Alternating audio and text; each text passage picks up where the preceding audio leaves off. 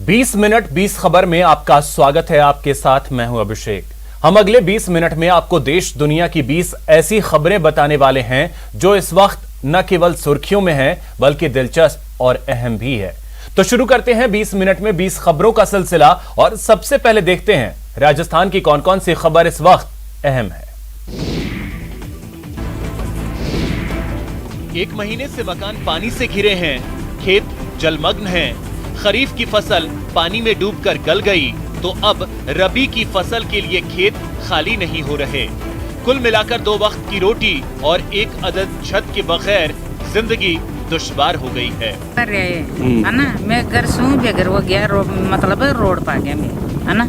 तो मैं काय खावा और खा रहा न तो मगर रबा की व्यवस्था न मका खाबा की व्यवस्था। जिम्मेदार को जगाने के लिए ग्रामीण खम ठोक कर बैठे हैं। पिछले कई दिनों से नैनवा एसडीएम कार्यालय के बाहर धरने पर डटे हैं, इस उम्मीद में कि जिम्मेदार तक उनकी गुहार पहुंचे और पानी में समा चुकी उनकी गृहस्थी वापस उन्हें मिल जाए। मकानों में पानी भर गए, हम घर से बेघर हो गए और प्रशासन कुछ ध्यान नहीं दे रहा है। 1 महीने से हम कलेक्टर पास गए और 9 दिन से हमने धरना भी लगाए हुए हैं एसडीएम कार्यालय पर। बूंदी के भोमपुरा गांव के बाशिंदों का बनाया तालाब उनके लिए अभिशाप बन गया है। 1 महीने से सैकड़ों बीघा जमीन डूबी पड़ी है। प्रशासन ने न मकानों में भरे पानी की निकासी का इंतजाम किया और न गांव वालों के खाने पानी की सुध ली। पहले कोरोना के कारण महीनों तक विद्यालय बंद रहने से पढ़ाई प्रभावित हुई और अब किताबें उपलब्ध नहीं होने से छात्र बिना किताबों के ही कक्षा में बैठने को मजबूर हैं। हैरान परेशान करने वाली ये तस्वीरें धौलपुर से आई हैं। शिक्षा विभाग के अधिकारियों की अनदेखी का खामियाजा छात्रों को भुगतना पड़ रहा है। एग्रीकल्चर ली हुई है और हमारे स्कूल में कम से कम 1 साल हो गई एग्रीकल्चर को आई हुई, लेकिन 1 साल से किताब नहीं आई हुई है। हालात इस कदर बिगड़े हैं कि सैपऊ के राजकीय उच्च माध्यमिक विद्यालय में कक्षा 11वीं और 12वीं में पढ़ने वाले भूगोल संकाय के एक भी छात्र को किताबें उपलब्ध नहीं हुई हैं। इसके अलावा राजकीय उच्च माध्यमिक विद्यालय बसई नवाब में कृषि विज्ञान संकाय में अध्ययन करने वाले 64 विद्यार्थी बिना किताबों के ही कक्षाओं में बैठने के लिए विवश हैं। विद्यालय के प्रिंसिपल सत्य प्रकाश शर्मा का साफ तौर पर कहना है कि वे कई बार किताबों को लेकर उन पर मांग भेज चुके हैं, लेकिन कोई सुनवाई नहीं हुई।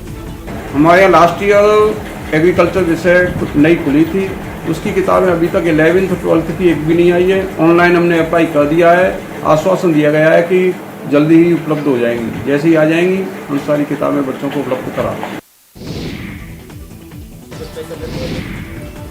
अगर हम ये कहें कि handmade paper, books, diary, calendar, mask और ग्रीटिंग कार्ड गाय के गोबर से बने हैं तो आप में से कुछ लोग यकीन नहीं करेंगे।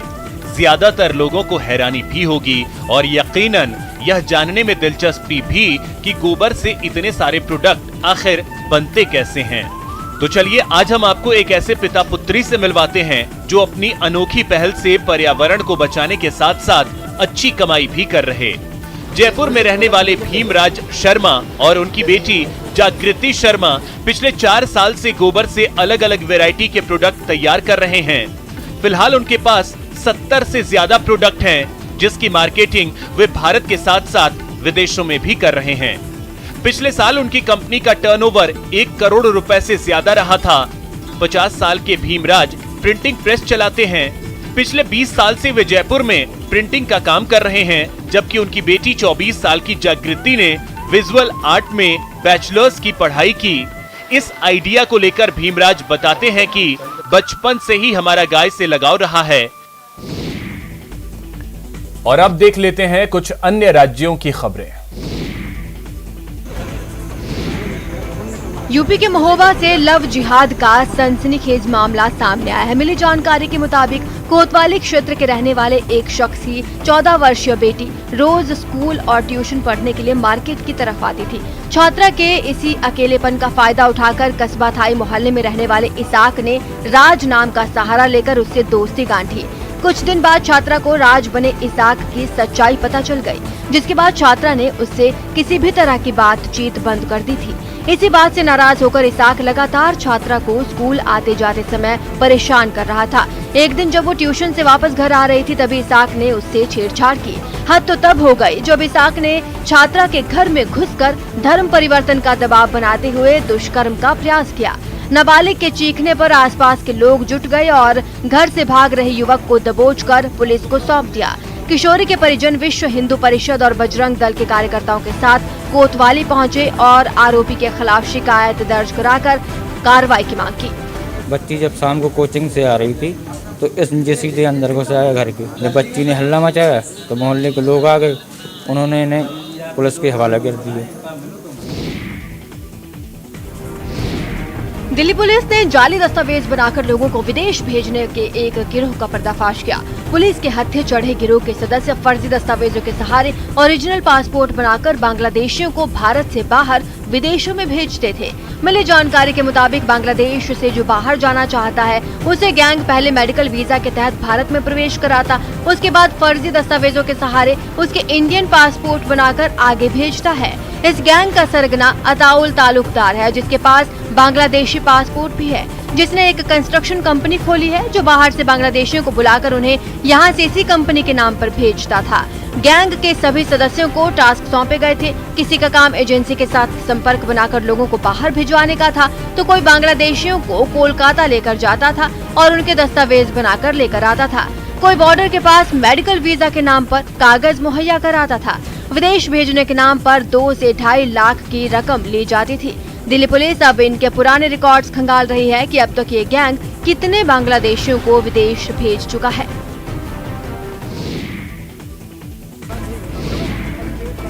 राहत राशि न मिलने पर कश्मीरी विस्थापितों ने जम्मू में रिलीफ कमिश्नर कार्यालय में प्रदर्शन किया। प्रदर्शन कर रहे कश्मीरी पंडितों का कहना था कि सरकारी राहत राशि ही उनके जीवन का सहारा है।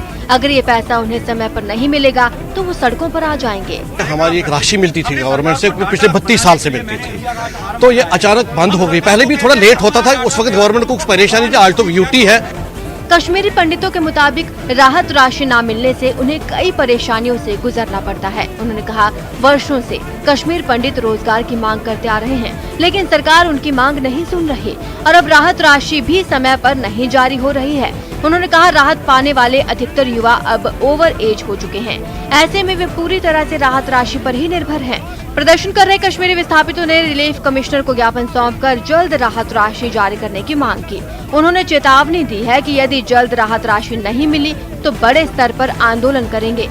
प्रदर्शनकारियों का कहना है कि इस समय महंगाई बहुत बढ़ गई है। पेट्रोल, डीजल, घरेलू गैस सब कुछ महंगा हो गया है। खाद्य सामग्री के दाम भी आसमान छू रहे हैं। ऐसे में नौकरी न होने से उनके लिए परिवार का भरण पोषण करना मुश्किल हो गया है।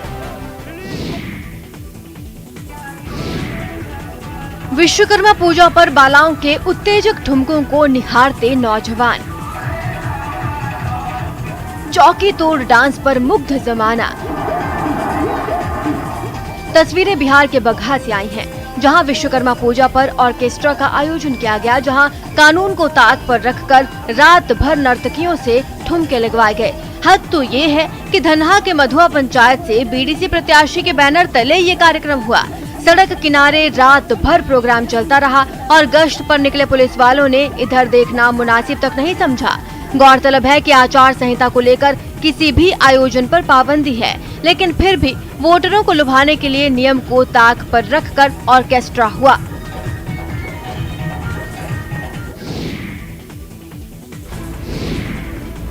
आंध्र प्रदेश के हैदराबाद से एक डराने वाला वीडियो सामने आया। वहां केमिकल बनाने वाली एक फैक्ट्री में शॉर्ट सर्किट की वजह से आग भड़क उठी और फिर देखते ही देखते पूरी फैक्ट्री उसकी जद में आ गई। उसकी छत पर तो काले धुएं का ऐसा बादल बना कि उसने सारे आसमान को ढक लिया। फैक्ट्री के हर रोशनदान से आग की लपटें उठती दिखाई दी। हादसे की खबर लगते ही उस पर काबू पाने की कोशिश तेज हो गई। वहां दमकल की गाड़ियों के साथ खुदाई करने वाली मशीनें भी बुलाई गई, जिनकी मदद से फैक्ट्री की दीवार के कई हिस्सों को तोड़ा गया ताकि आग बुझाने के लिए अंदर जाने का रास्ता बन सके। एक बार दीवार में छेद किए जाने के बाद उसमें पानी की मोटी पाइप से बौछार की गई। इस कोशिश में दमकल विभाग के कई लोग जुटे हुए नजर आए। हालांकि आग बुझाने के बाद वहां धुएं ने ऐसी तबाही मचाई कि आसपास कुछ भी देख पाना मुश्किल हो गया। गनीमत ये रही कि उस वक्त अंदर कोई मौजूद नहीं था, वरना लोगों की जान भी जा सकती थी। छत्तीसगढ़ में कई दिनों से हो रही बारिश से लोगों को राहत मिल गई, लेकिन उनकी परेशानियों में कमी नहीं आई। वहां बारिश के बाद जमा हुए पानी ने लोगों का जीना मुहाल कर दिया है। इसकी एक तस्वीर आई रायगढ़ से, जहां जमीन को ढूंढ पाना मुश्किल हो गया। शहर में ऐसा पानी भरा कि कई मंदिरों का सिर्फ गुंबद ही दिखाई दे रहा है। घुटनों तक भरे पानी में लोगों के लिए आने जाने का एकमात्र सहारा नाव ही बची है। हर जगह इकट्ठा हुए पानी ने लोगों के सामने रोजी रोटी की समस्या खड़ी कर दी है। कुछ जगहों पर तो इतना पानी भर गया है कि वो इलाके शहरों से पूरी तरह कट गए हैं। वहां आने जाने वाले लोग तो अपनी मोटरसाइकिलों को नाव में चढ़ाकर आते दिखे।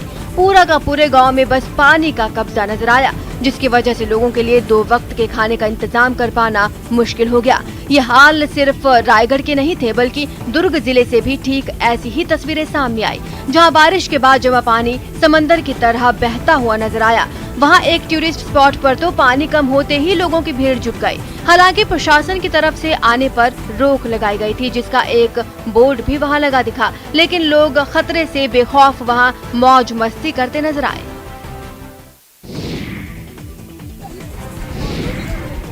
रगेड़ो नदी की मचलती धारा में उतर गई है देगची और उस पर बैठा है मेरा लाल।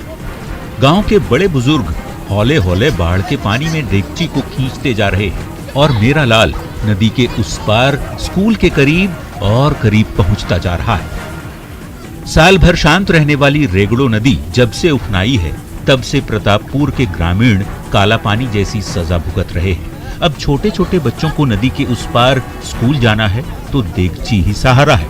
किसी को मजदूरी करने शहर का रास्ता पकड़ना है तो रबर का यही ट्यूब एकमात्र जरिया है, जिस पर तैरकर ये ग्रामीण एक घाट से दूसरे घाट बढ़े चले जा रहे। रेगड़ो नदी की उफनती धारा में जब नन्हे मुन्नों से लदी देगची तैरने लगती है तो माता पिता रास्ते भर ईश्वर का नाम लेते रहते हैं, और जब उनके लाल की देगची सही सलामत उस पार पहुंचती है तभी उनकी जान में जान आती है। प्रतापपुर के ग्रामीणों की यही नियति बनकर रह गई है। आजादी के 75वें वर्ष को अमृत महोत्सव के रूप में मनाया जा रहा है। महोत्सव वर्ष को यादगार बनाने के लिए अर्धसैनिक बल सीआरपीएफ की निकाली गई साइकिल यात्रा विभिन्न स्थानों से होती हुई 1857 के महान स्वतंत्रता सेनानी बाबू वीर कुंवर सिंह की जन्मस्थली जगदीशपुर पहुंची। सीआरपीएफ के 47वीं बटालियन के कमांडेंट और जिला प्रशासन के पदाधिकारियों ने सीआरपीएफ जवानों की साइकिल रैली का जोरदार स्वागत किया। गौरतलब है कि देश की आजादी के 75 वर्ष पूरे होने के उपलक्ष्य पर पूरे देश में आजादी का अमृत महोत्सव मनाया जा रहा है। इसी क्रम में विभिन्न अर्धसैनिक बल साइकिल रैली का आयोजन कर रहे हैं। केंद्रीय रिजर्व पुलिस बल के तत्वाधान में देश की चारों दिशाओं कन्याकुमारी, साबरमती, जम्मू और जोरहाट से चलकर देश के विभिन्न भागों से होते हुए सीआरपीएफ के साइकिल सवार जवान 2 अक्टूबर 2021 को राजघाट दिल्ली पहुंचेंगे, जहां गृह मंत्री अमित शाह इनका स्वागत करेंगे।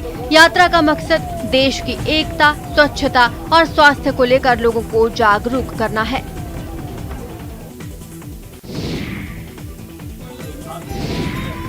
एक 148 दिन बाद बाबा बैद्यनाथ के भक्तों को अपने आराध्य के दर्शन होने लगे हैं। जी हाँ, बाबा बैद्यनाथ मंदिर के पट आम श्रद्धालुओं के लिए सुबह 6 बजे से शाम 4 बजे तक के लिए खोल दिए गए हैं।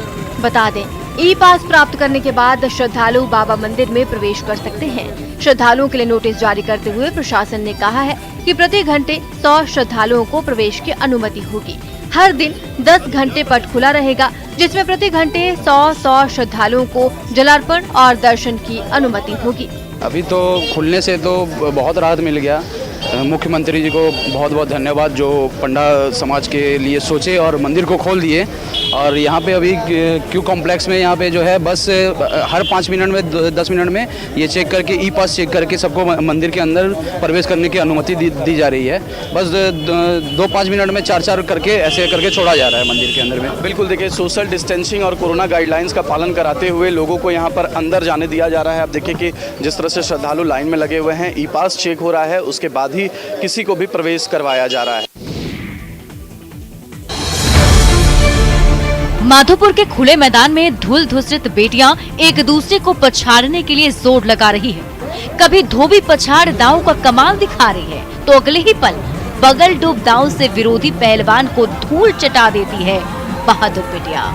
कुश्ती के रिंग में ताकत, हुनर और हौसले से अपना लोहा मनवा रही ये जाबाज बेटियां सचमुच किसी से कम नहीं है। माधोपुर में सजे कुश्ती के मैदान में बक्सर और बनारस ही नहीं, इलाहाबाद से लेकर गाजीपुर और दिल्ली की बहादुर बेटियां भी चुस्ती, फुर्ती और सौशस्त्र के कमाल से हर किसी का दिल जीत रही। कुश्ती के अखाड़े में इन जाबाज बेटियों का एक एक दांव पेच दर्शकों को चकित तो कर ही रहा है, उनकी बहादुरी और जाबाजी का कायल भी बना रहा है। अब वो दिन दूर नहीं जब ये पहलवान बेटियां हर मैदान पर झंडे गाड़ेंगी। चंपारण का ये दंगल चैंपियन बेटियों की बहादुरी का गवाह बन गया है, जहां हर पल कुश्ती का कोई नया दांव दिखता है, कोई धूल चाटता है तो कोई सितारे हिंद बनता है।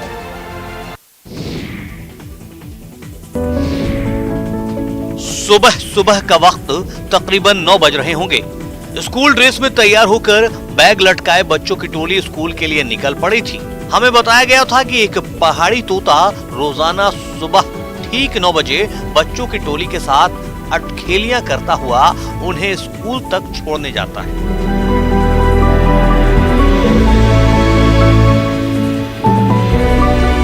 सुनकर थोड़ी हैरानी हो रही थी, लेकिन बच्चों और तमाम आसपास के लोगों का दावा था, इसलिए हम भी तय वक्त पर उन्हीं रास्तों पर पहुंच गए थे दावों की सच्चाई जानने कि सच में ऐसा कुछ होता है क्या। बच्चे अभी मौज मस्ती कर ही रहे थे कि एक तोता उड़ता हुआ बच्चों के आसपास ही मंडराने लगा। बच्चों को स्कूल पहुंचाने के बाद तोता पहाड़ी की तरफ उड़ जाता है और फिर तय वक्त पर बच्चों की छुट्टी होने के बाद फिर से उनके बीच पहुंचता है।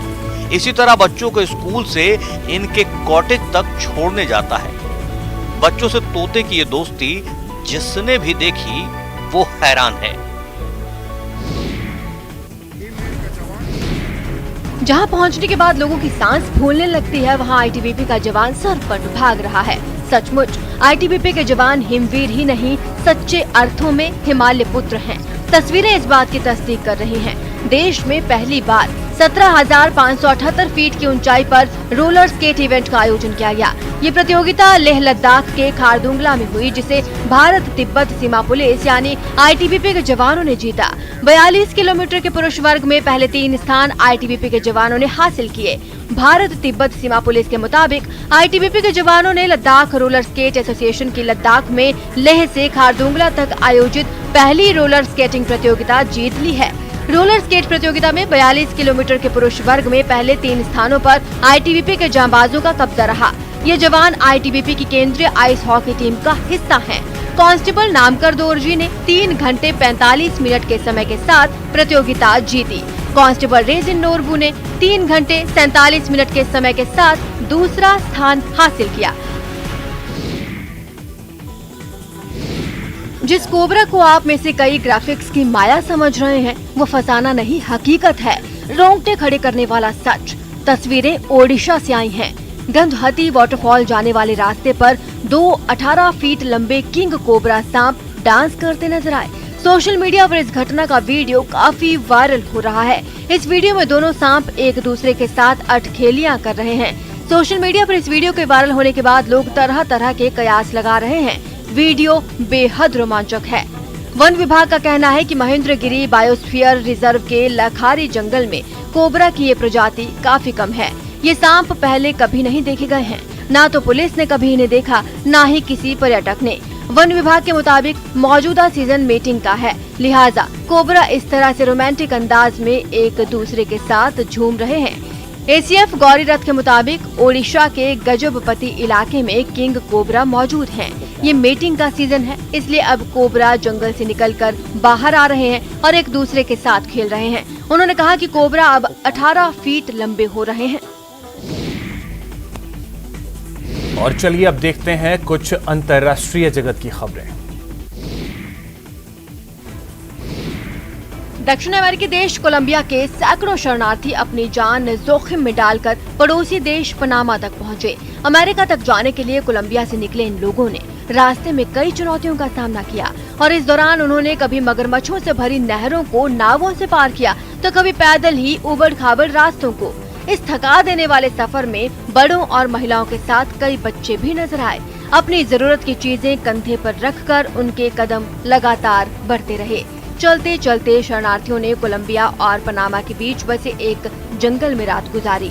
बताया गया है कि वो जंगल जहरीले सांपों और जंगली जानवरों से भरा है, लेकिन इन मुश्किल हालातों में भी उन लोगों ने हिम्मत नहीं हारी।